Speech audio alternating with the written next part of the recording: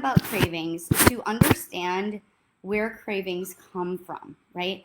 And so we'll kind of talk about that a little bit and dive into it. And it's also very important to understand that any symptom that you're experiencing with your body, any habit that's really hard to break, any behavioral pattern, right, that you're experiencing, and maybe you're trying to change or modify, all of that comes from a cause, right? Like it doesn't just come from nowhere or no reason. There's a reason for why we have our cravings, right? Our body doesn't just crave certain foods because we're just like defected or because we have no willpower. We'll talk about that as well. But the cravings come from somewhere. So first and foremost, it's really important, and it's a means of understanding and listening to our body and becoming very in tune with our body to understand and learn really where the cravings are coming from. And it's not to say that like every time I have a craving for something sweet or a dessert, because I certainly have a sweet tooth. If you've been here for a while, you guys know I definitely have a sweet tooth. It's actually in my genetics. It's in my genetic code, right? So with all of my clients, I do genetics testing for nutrition. And there's the sweet tooth gene, and I'm like lit up on that gene. So I know I have a sweet tooth. So just knowing that information, I'm not going to fight that. I'm not going to fight the fact that I have a sweet tooth because it's literally in my DNA. I think a lot of times with food and eating and nutrition in our body, we fight ourselves. And so when I got my genetics testing and saw that it's literally in my DNA that I have a sweet tooth, why would I try to fight that and be like, oh my gosh, I can't have anything sweet ever? Like my body is going to crave that at some point, right? It's in my DNA.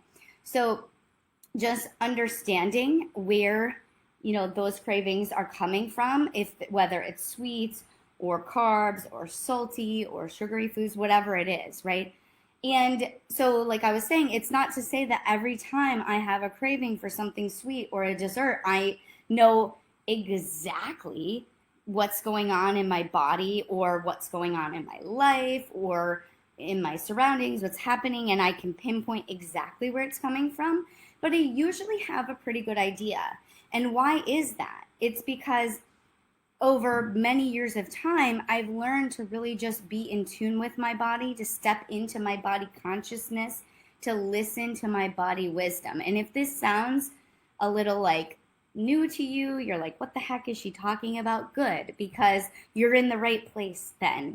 We talk about things differently here in terms of our relationship with food and body, because it's truly not about finding the perfect diet, quote unquote, right?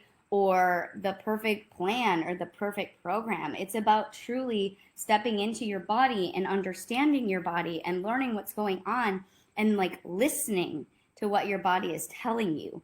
So usually if I have a craving for something, I have a pretty good idea. I can make like a running list, right? For all of my healthcare providers in here, I'm a physician assistant myself, but any of my nurses or maybe nurse practitioners or PAs or physicians or dietitians or whomever, right, in the healthcare field, you guys know, this is like what I'm thinking of as my differential diagnosis, right? I'm thinking of, okay, I'm having a craving. Where is it coming from? And maybe I make a list of 3 places it can be coming from. So we'll kind of talk about that. Let's break that down of like, where are the cravings actually coming from? What is what I like to call the root cause of it, right? And don't mind my fun cup, right? Just getting a little hydration here. It's so hot in New Jersey. Like how many of you, like the humidity is through the roof, and it's supposed to storm tonight and then break for tomorrow. So I'm just I've been listening to calls all day, so being mindful of my water intake.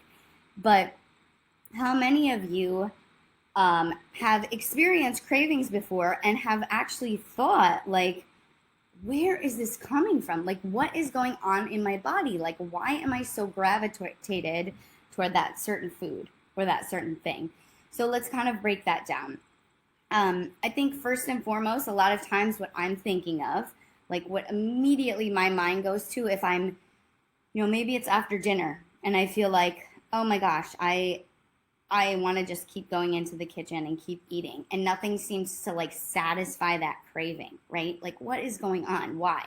Or maybe it's the middle of the afternoon and I'm going for like all the snacks. Like, this is something, now that I work from home during the week, with my functional medicine practice, I'm working from home. And so in between calls, it's so easy for me to be like, I'm going to go in the kitchen and get a little snack, right? And every single time, but I may not be hungry.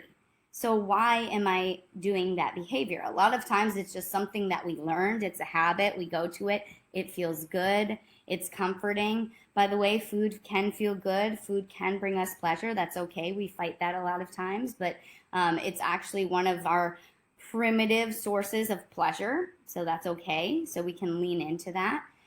But that's a whole topic for another time, another discussion. But a lot of times I'm wondering, like, why am I gravitating towards the snacks or the sweets, or I can't shut things down at night after dinner. So a lot of times on my running diagnosis or differential of what's possibly going on, I'm thinking, okay, what have I eaten today? Or maybe what have I eaten in the last 2 days, last 48 hours? And kind of doing an assessment of what I call macronutrient balance. So looking at my macronutrients, have I gotten enough protein in, right? Have I gotten enough healthy fats into my diet? Have I had enough fiber? Have I had enough carbohydrate, right? I think sometimes we villainize carbohydrates, but we actually do need them, even if you are low carb or ketogenic, right? We do need all three of those macronutrient groups.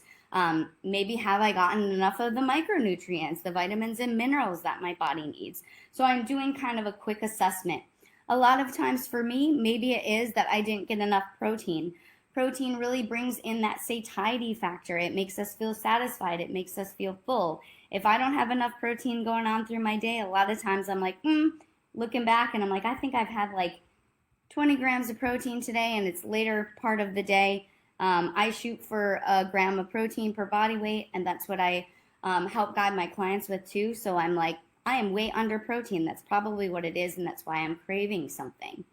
Unfortunately, the body, if it does want more of a specific macronutrient and micronutrient, and just for a little educational piece on that, when I say micronutrient, that means our phytonutrients, our plant foods. It means our vitamins and minerals, right? Unfortunately, the body can't say to you, hey, I haven't had enough protein. If you just eat a high protein snack, you'll be good. I wish it could say that, right? The body just screams, hey, I'm craving something. I need something. I may be deficient in something or insufficient in something. And so it says craving to us. And a lot of times that is presented as or manifested as, give me the highly palatable foods, right? So that's why when we are craving something, we don't always say like, oh yeah, I'm gonna, if I'm deficient in protein or haven't gotten enough protein in the last couple of days, I'm just gonna grill up some chicken breast, right? Maybe you do, and that's wonderful. But a lot of times we're like, yeah, I'm gonna go for the packaged foods or the sweets or the salty things, right? The more processed foods. That also has a reason why, right? The food industry knows what they're doing. They want to sell their products.